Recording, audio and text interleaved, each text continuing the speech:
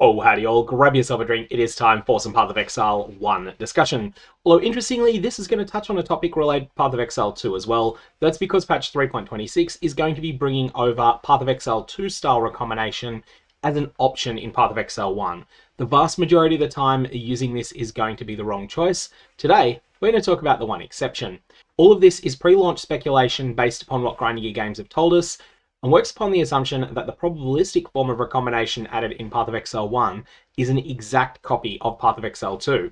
And if you're interested in an extensive write-up in how PathOfExile 2 recombination works, I'll put a link down in the description below to a Reddit post that does exactly that. Have a look at Doom Medallion.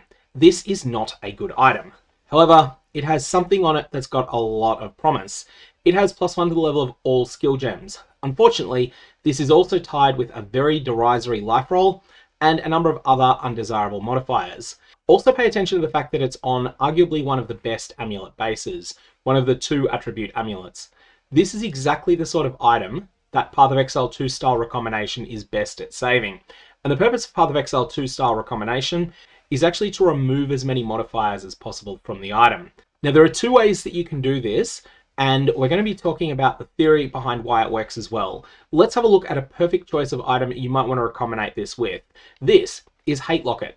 Editing GOG to pop in to say that Hate Locket's item level is bad, and actually that is a bad thing for the item, so just imagine that this says item level 84 instead of 54. This is a gold amulet that has no particularly good stats on it. Why are we looking at this item at all? For 2 main reasons. The first one, it has a bottom tier life roll on it. The fact that this is bottom tier is important. The way that PathOfExile 2 recombination works, the probability of rolling that mod or any superior modifier to it is a big factor in exactly what your odds are of a successful recombination. And the second thing is that this also has a suffix that is very similar. It has a dumpster tier fire resistance suffix.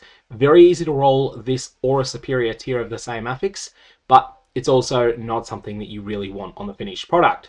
Now, POE2 recombination appears to have a probability of success that is based upon a separate probability for each mod that you try to put onto it. Editing GOG here with another clarification. Everything that I'm going to talk about in terms of probabilities of success is based upon a 2 mod outcome that you're going for. You can actually use POE2 style recombination to chase 3, 4, or even more modifiers on an item. However, most of the time, the probability of hitting that is vanishingly small. Additionally, our entire strategy here is very much predicated upon maximizing the chance of success for a specific type of success. And for that reason, 2 mods is just always the best for the strategy I'm outlining in this video.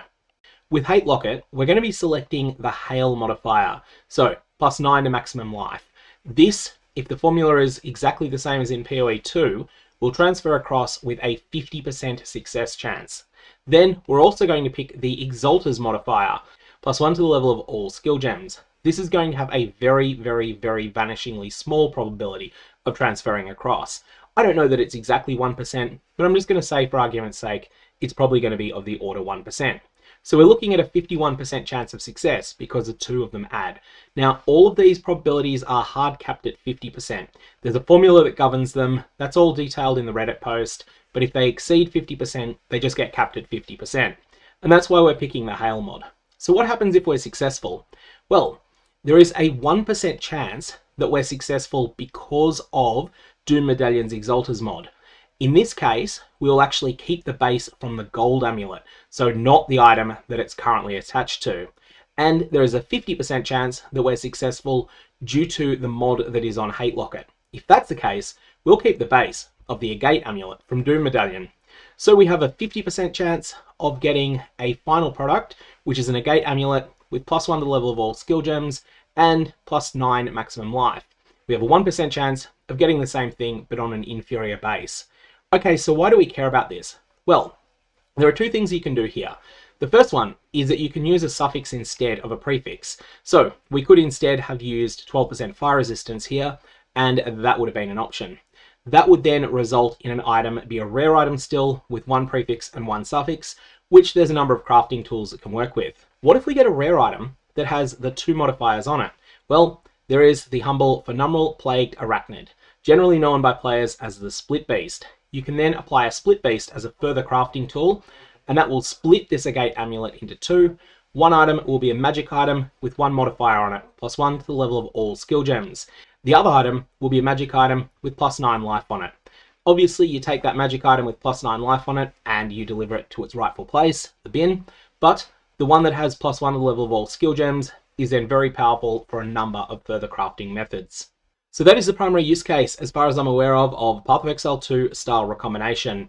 I'll put a link to the main write-up on exactly how it works down in the description below. That'll be over on Reddit. I'm gonna leave it there. And in the bottom left corner of the screen right now is a link to a video that I originally made in the lead up to patch 3.25, but that might still be useful now. There's a couple of small little errata comments that are listed in the description of that video. To summarize an hour-long video in one sentence, you don't want to just choose a build for 3.26 League Start, you want to choose an Atlas strategy and a build that synergize together. May your Varlobs have interesting results.